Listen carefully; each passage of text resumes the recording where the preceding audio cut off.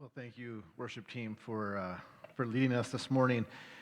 Before every service, myself and the worship team, we pray together just for the Lord's presence and the Lord's Spirit to be active and present in all that we do. And as we prayed this morning, my prayer was that our worship this morning the worship team would lead us into the presence of Jesus. And so I'm grateful for their willingness and their obedience to that.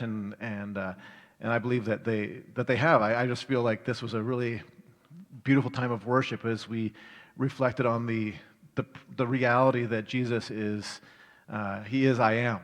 And as we sing that song Yahweh, that's where that word comes from. Is the Exodus 4, and Moses in the burning bush, and Moses says, "Who shall I say sent me?" And he says, "I am." It's that the Hebrew word there is Yahweh.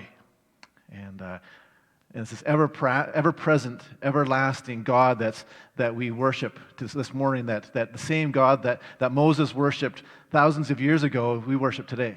And it's a good thing. It's a good thing for us to be able to gather as His church, whether we're in person or whether we're online, to be able to celebrate the everlastingness of Jesus.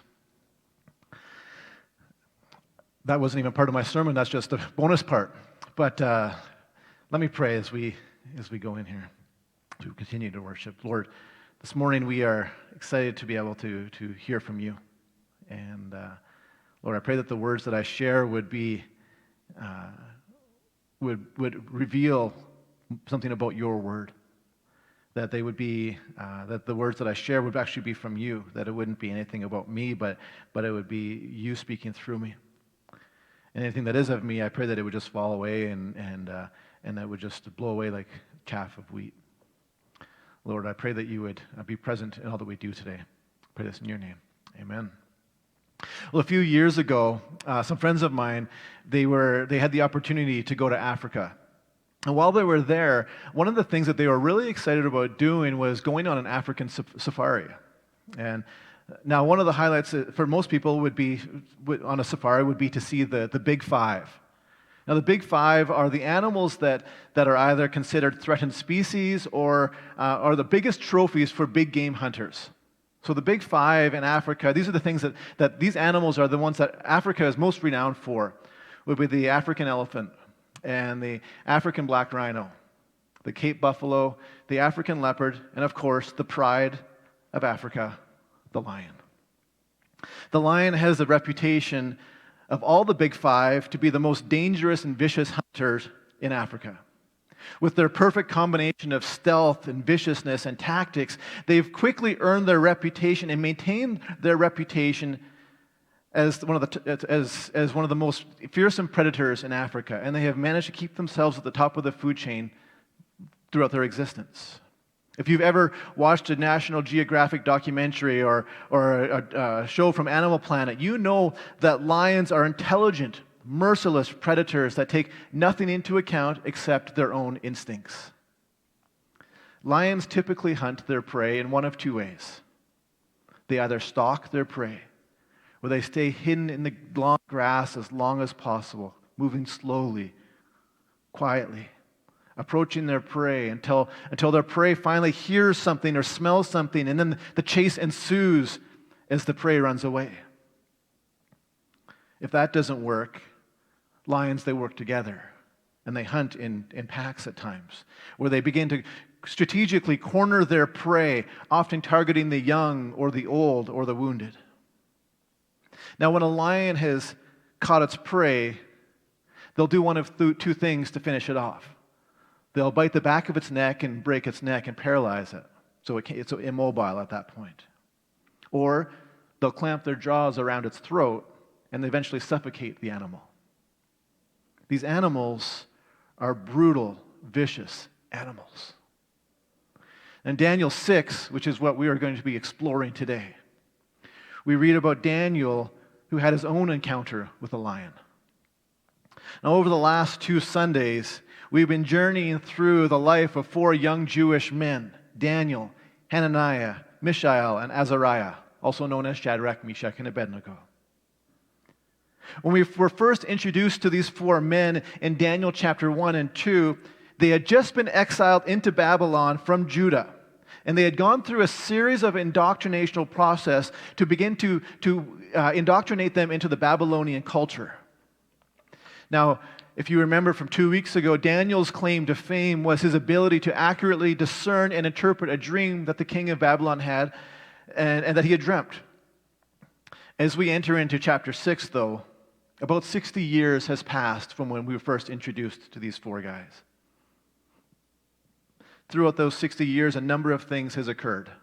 And the first thing we discover from chapter 1 and 2 is that now there's a change of management. For the last 2 weeks, Daniel was living in a kingdom ruled by Babylon and King Nebuchadnezzar. Now Babylon has fallen, and now it's being ruled by Persia as the ruling nation. And so if you remember from Daniel chapter 1 and 2, the dream that King Nebuchadnezzar had, it was now becoming fulfilled. Things were starting to change in spite of Nebuchadnezzar's best efforts. The ruling Persian king at this point was now Dariuss. Now, one of the ways that Dariuss tried to govern Persia was by taking the land of Persia and beginning to divide it into 120. Probably the best way for us to understand it would be states or provinces. And he assigned 3 prime ministers to direct and govern and lead these 120 states. He divided it in 3 different ways. And we see that one of these 3 governors is Daniel. Daniel, over the last 60 plus years, has been working his way up the governmental ladder.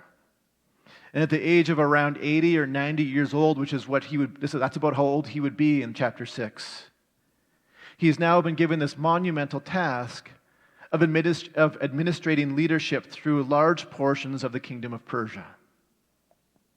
Most commentators have concluded that Daniel was probably the highest official just under King Darius at this point. He was kind of second in command in Persia. But like most political circles, there is a constant competition to climb the political ladder and overtake and leapfrog the people above them. So Daniel is at the top. But just like a pride of lions, there's always younger, ambitious lions ready to try to upset the order of power and control. In a pride, the lions, they would just simply fight and establish dominance. In the political arena, in Persia, there was a combination of political posturing, but there was also an element of racism that was actually taking place here. These Persians were looking at this Jew who had been exiled from Judah, who somehow had gained the favor of King Darius. And as a result, the younger politicians had this hatred towards Daniel. And so these younger politicians, these other politicians began to strategize together. They began to conspire with one another, and there was whispering in the shadows. They were lurking in the long grass.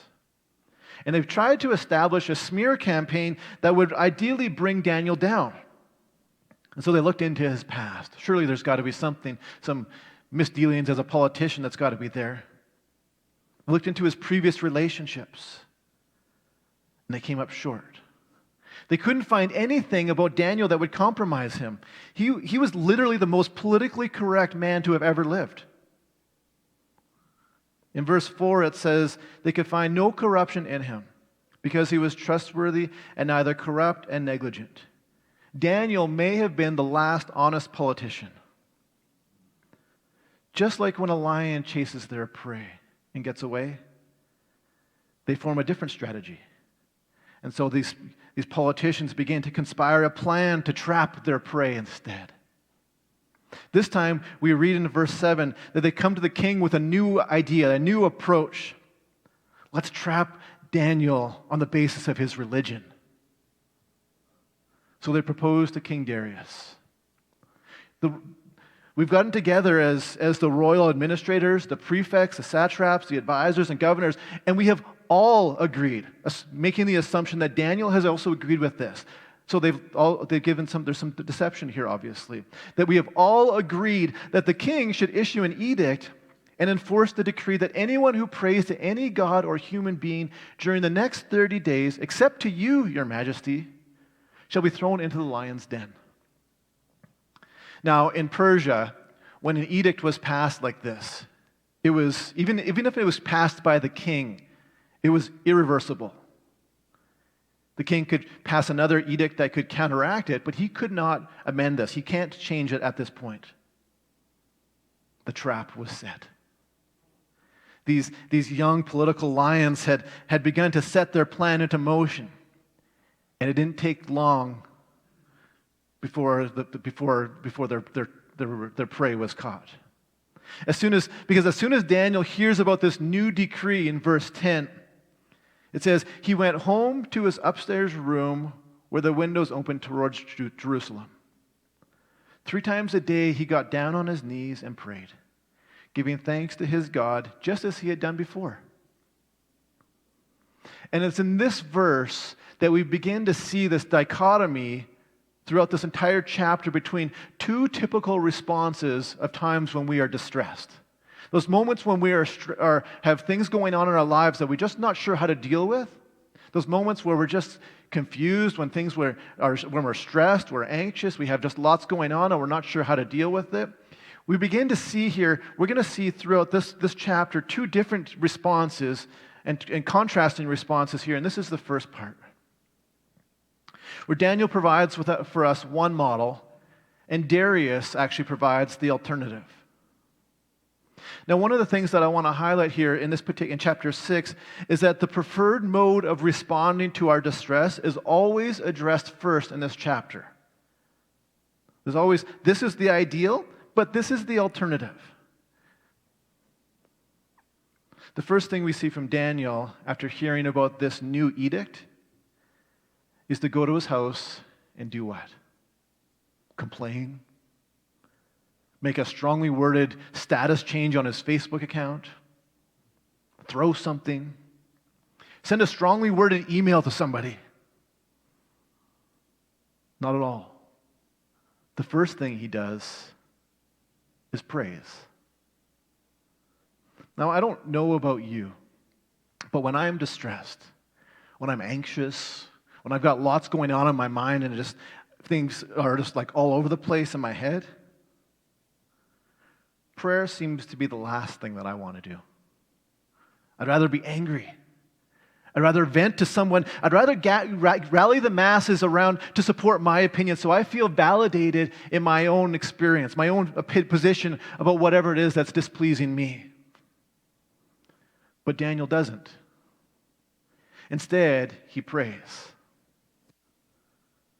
I wonder what he prayed about. I wonder whether he prayed that God would destroy his enemies like David did in the Psalms. I wonder if he prayed for ideas to strategically rebel against Dariuss and stick it to the governmental oppression. Maybe he prayed about whether he should just stop praying for those 30 days and just spare his life. And then, I mean, after all, he was allowed to pray afterwards. It was just 30 days. Personally, I don't think he did any of those things. Now, admittedly, we don't know what his prayer was like in that moment, just to be clear. But the biggest thing that we see in Daniel chapter 6 is silence. Daniel doesn't say a word this entire time. There's lots of talk from the other politicians, from Dariuss, but there's silence from Daniel. There's nothing from Daniel through this whole ordeal. Which makes me wonder if maybe his prayer was for wisdom on how he could honor God in the midst of this ordeal going on. I wonder if he prayed for faith that God would be in control of the situation rather than him.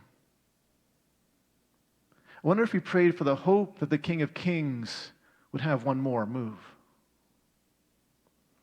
Whatever he prayed, though, we see this silent strength. We see this peace overcome him in the midst of this distress. We see this peace in Daniel where he defies the governmental decrees without sacrificing his integrity. Daniel doesn't complain or allow his distress to consume him. Instead, he assumes the same position he has taken daily since he left Judah 60 years earlier. Windows open, eyes to the holy city of Jerusalem in accordance to the prayer of Solomon, and worshiped his God.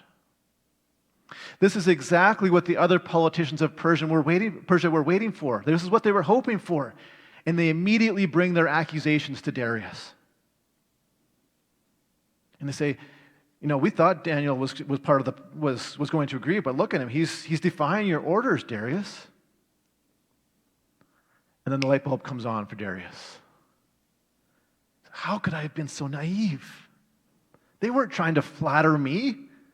They weren't trying to honor me as their king. These guys are lions. They're predators, and I helped them catch their prey. And the king responds to his distress by providing us with the alternative to Daniel. Daniel prayed in verse 10.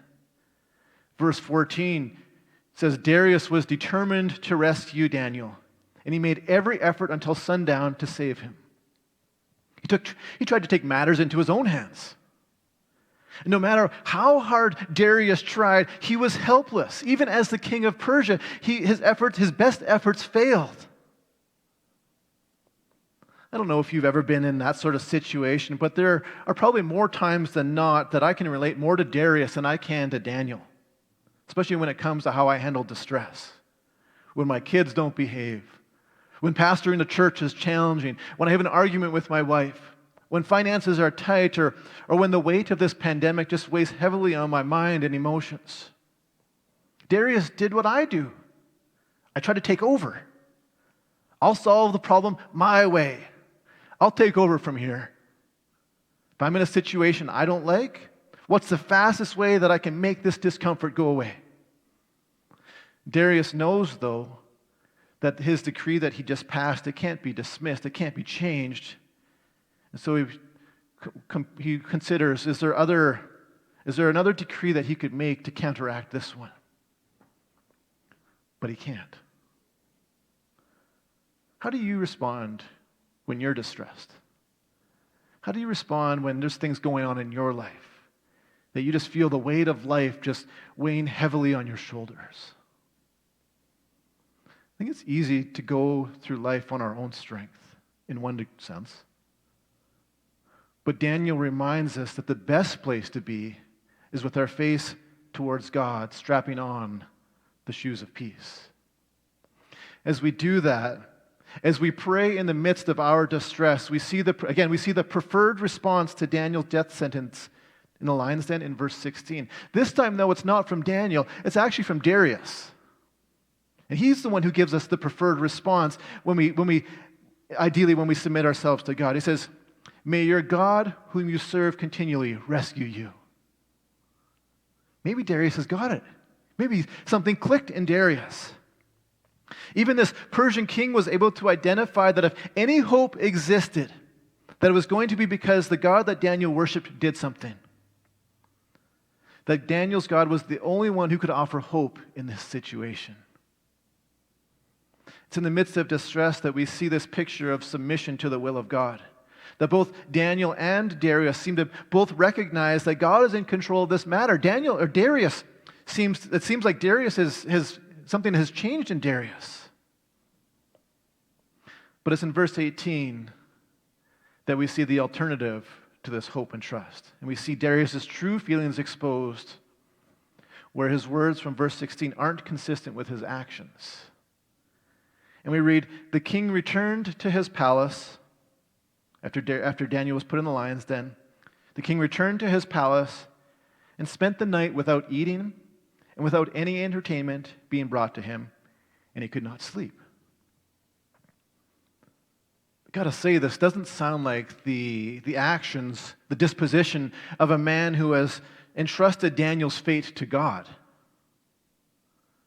I don't know if you've had those nights where you've woken up where you can't sleep because there is just something unresolved in your mind. There's just something going on that you just can't get it out, but you know it's there.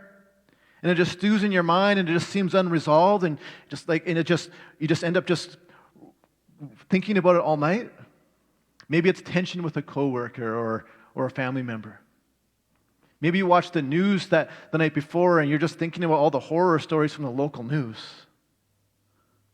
Whatever it is, though, we see that Daniel can't sleep. He's physically responding to his own emotional and unresolved distress. He's unable to eat food. Not because he suddenly developed this spiritual practice of fasting. He stopped eating because he's so sick to his stomach that he was suckered into this situation by the other government officials. He's feeling guilty and embarrassed and ashamed. It says also that he didn't bring in any entertainment. That's the PG-rated version of what's happening here. That's the family edition of what went on there. Basically, it's saying Darius spent the night by himself. He lost all motivation for everything. What we need to understand here is that Darius spent the night alone with his thoughts, wrestling with this situation, wrestling with what he had done. He'd made this dumb decision, and it cost him his best employee, his number one. But not only that, he had sent an innocent man to his death because some other politicians had stroked his ego. The result of this response to his distress, though, came up empty. As he sat there stewing in his own distraughtness, once again, his efforts failed him. The king of Persia was limited yet again. He stayed up all night, but nothing changed. The situation remained the same.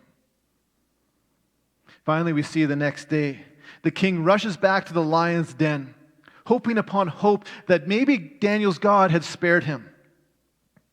Now we have to realize that a lion's den just wasn't just like a room that was in the Persian kingdom. It was actually like a cavern that was dug into the ground, like 20, 30 feet below ground, so that they could throw food down to the lions or prisoners down.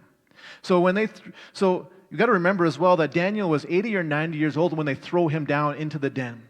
So a 20 or 30 foot fall, if the lions didn't kill him, certainly the fall might have. But as Darius has the stone uncovered, and he asks these words in verse 21, Daniel, servant of the living God, has your God, whom you continually serve, been able to rescue you from the lions? Daniel, servant of the living God. Something is, I think, happening in Darius, where he just so badly wants to believe that the God Daniel worships is alive, that he's done something miraculous. He's acknowledging that the God Daniel worships is a living God. And this would have been significantly different than the Zoroastrian belief system that Darius would have believed. In 5 days, Friday, Christmas morning, we celebrate this reality, where it's not just a day of presents and family and food and tradition. It's a day that we celebrate a living God. That in the same way that salvation came to Daniel, salvation comes to us. That redemption is here. That deliverance has arrived. Jesus, the living God, is with us. In the same way that the living God was present with Daniel, God came to be present with us, and His Spirit is with us today. Finally, after all the silence in the previous 21 verses, Daniel finally opens his mouth in verse 22, and out comes praise. My God sent His angel and shut the lions' mouths, and they have not harmed me, since I was found innocent before Him, and also towards you, O King, I have committed no crime. I've been vindicated. I've been delivered. And we see that in the midst of Daniel's distress that he prayed. And out of that prayer came peace. Out of that peace came providence. And out of that providence came praise. Let me say that again. In the midst of Daniel's distress, he prayed. And out of that prayer came peace. Out of that peace came providence. And out of that providence came praise. But then yet again, we see the alternative response. We see Dariuss's response to Daniel's deliverance. We see the alternative to a life where God is not present. I think Darius wants God to be a real thing, but he hasn't made that connection from his mind to his heart. And so in the midst of Darius's distress, again, we remember he just tried to figure it out all himself. And as he just tried to think and try to do it all himself and try to control the situation himself, he was restless. And in his restlessness, he discovered that he was actually helpless. And in his helplessness, we see that God still interceded on behalf of Daniel. And in verse 23, it says, Darius' response was very glad. That's nice. I'm happy that Darius was very glad that an innocent man wasn't eaten by a lion because he made a dumb decision that was rooted in self-interest. That's great that he was glad. The response to me seems really hollow, especially in contrast to Daniel's response, where Daniel is able to associate where his deliverance came from. He's able to celebrate the presence of the fact that the living God rescued him, that God had provided for him and closed the lions' mouths. See, Daniel had watched and experienced God take care of him systematically throughout his entire life, and it continued in this moment. Darius is just very glad. And he almost just seems relieved that Daniel didn't die and that he kind of just dodged a bullet with this one. Kind of got a mulligan when it comes to political decisions. That God had once again delivered Daniel, and the lions didn't get what they want, both the ones in the den and the ones in the political realm. The Bible, though, talks about another lion that you and I need to be aware of. In 1 Peter chapter 5, verse 8, Peter writes, "Your enemy, the devil, prowls around like a roaring lion looking for someone to devour." And the metaphor here is strengthened when we understand the tactics and approach and instincts of a lion, isn't it? Where we know, as I've mentioned earlier, that lions sneak and scheme and stalk their prey, waiting for the most opportune moment to pounce.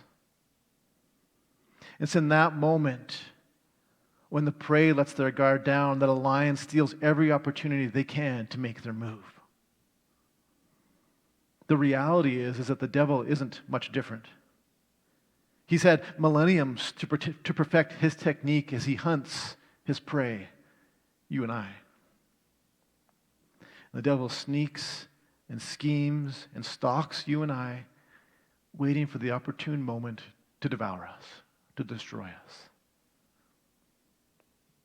Peter, though, gives us two great pieces of advice just before this warning in chapter 5, verse 8. And he says, "Be alert and sober-minded." Now, the Greek word here for be alert is gregoreo. It's meant to be a warning. It means to stay watchful, because if you don't, some form of pain may come upon you. It would be like when you're working with your kids around the kitchen, and you might tell your kids, don't be careful around the oven, because if you're not careful, you're going to get burned. Or when I work with my kids in the garage and they're using power tools with me, I say, guys, be careful, they're not toys. If you're not careful, you're going to get hurt. So be on alert. And then he also says, be sober-minded. Again, the Greek word here is nepho, which means just remain calm, stay collected in your disposition. Don't get too high, don't get too low. I think we see that contrasted in Daniel and Darius in chapter 6, don't we? So Darius, he wasn't alert, and so he was able to be taken advantage of. We also see the absence of his sober mind when he's just frantically running all over the place trying to undo the decision that he had made. Daniel, though, on the other hand, centered himself around prayer, rooting himself in the Spirit of God, where we see this calmness as he responds to his situation. So as the situation arises, he begins to respond rather than react to it. me say that again. That Daniel centered himself around prayer. He rooted himself in the Spirit of God, where he then was able to respond to a situation as it arose rather than react to it. He responded rather than reacted. Now, as we have been talking about the armor of God for the last 3 or 4 months, we know that the armor is designed to protect and to help us advance the kingdom. We also know that as we strap on the shoes of peace, as we walk into God, that we walk with God into battle. Admittedly, though, I would say that there are seasons, that there's moments when maybe we, aren't always the most attentive, or we aren't always the most alert or sober-minded, like Peter warns us to be. The reality is that for some of us, when we're tired, when we're emotionally elevated, when we're lonely, even distracted, those are the times that you and I are most vulnerable. Those are the times where we might struggle with being alert and sober-minded, tired, emotional, lonely, distracted. And I'm sure there's probably a whole sermon series on these 4 areas.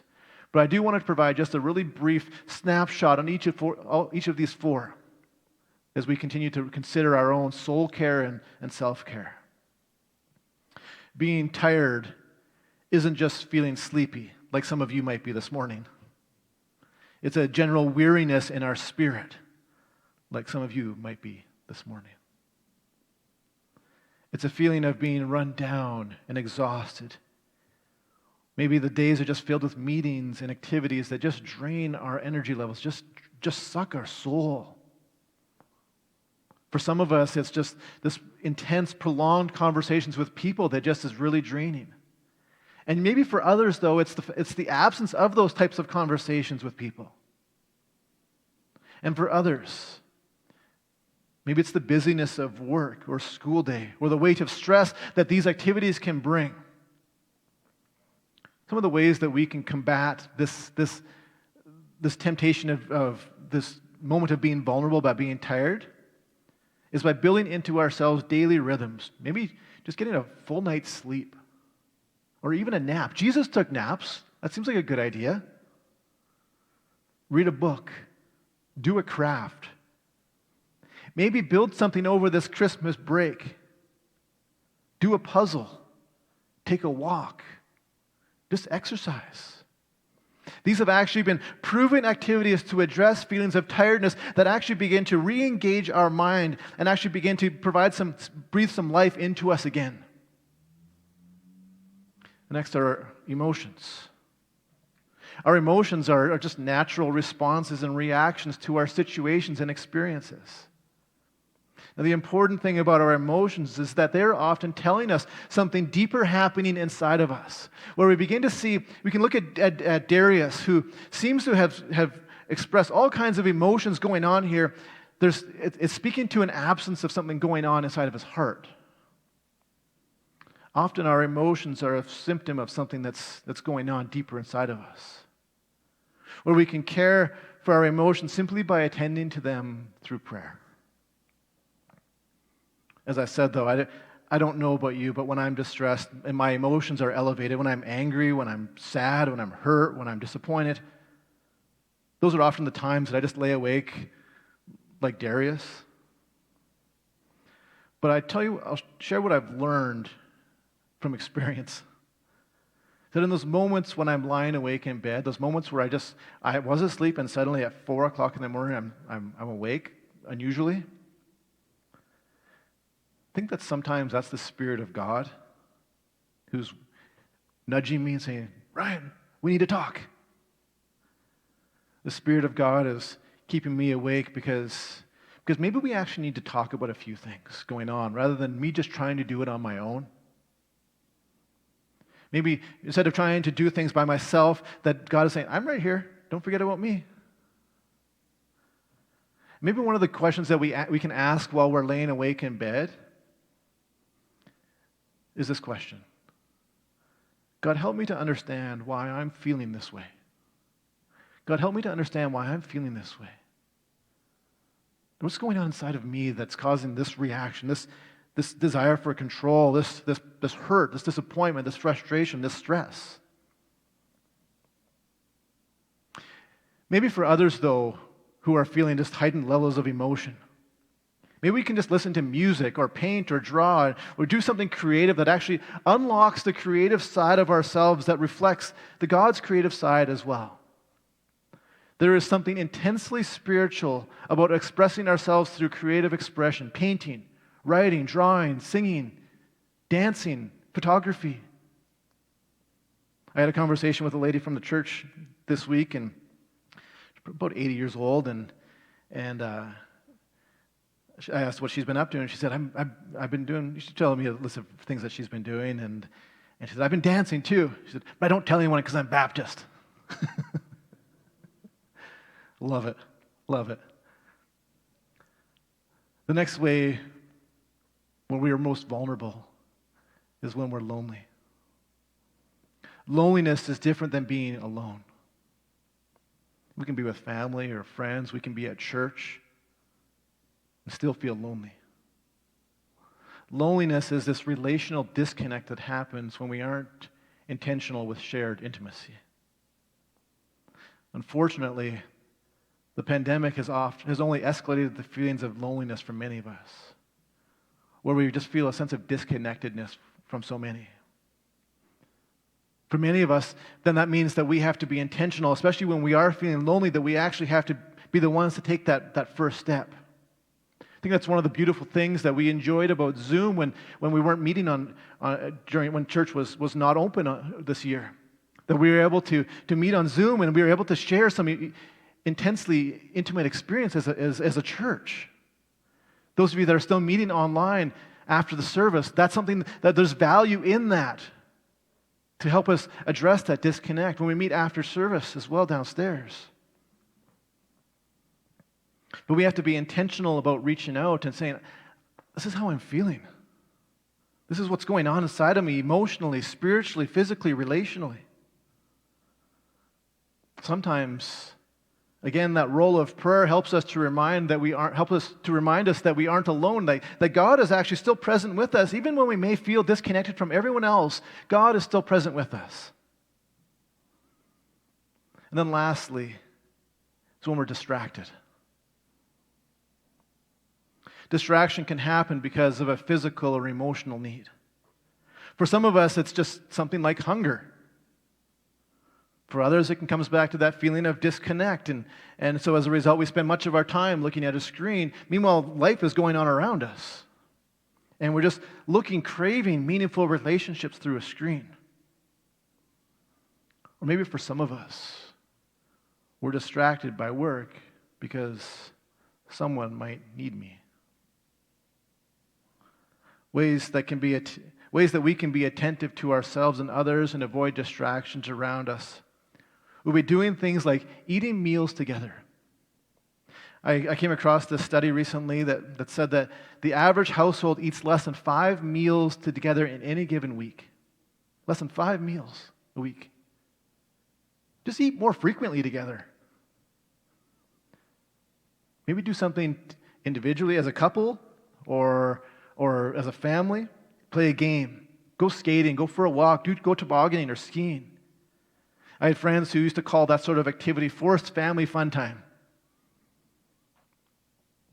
The last thing I'll say about distractions is this. So one of the best strategies lions use while hunting is to hunt during a storm. When their prey can't hear them coming, and they're vulnerable because they're too busy being distracted by the shadows, the noise, the things going on around them. Where they have all these perceived threats because of everything going on around them. But in the meantime, the lion is stalking them. I would say that 2020 classifies as a pretty big global storm. We as the church, I think, need to be on our highest guard. We as the church, not just corporately, but also individually, need to be on our highest guard and really lean into the only thing that can protect us. going to invite the worship team to come on up. But I'll say that again. When we have storms in our lives, we as the church, individually, collectively, that we need to be on our highest guard and really lean into the only thing that can protect us from the devil. See, Peter continues in 1 Peter chapter 5, verse 10, and he says, "The God of all grace, who called you to his eternal glory in Christ, will himself perfect, confirm, strengthen, and establish you." Let me say that again, verse 10. "The God of all grace, who called you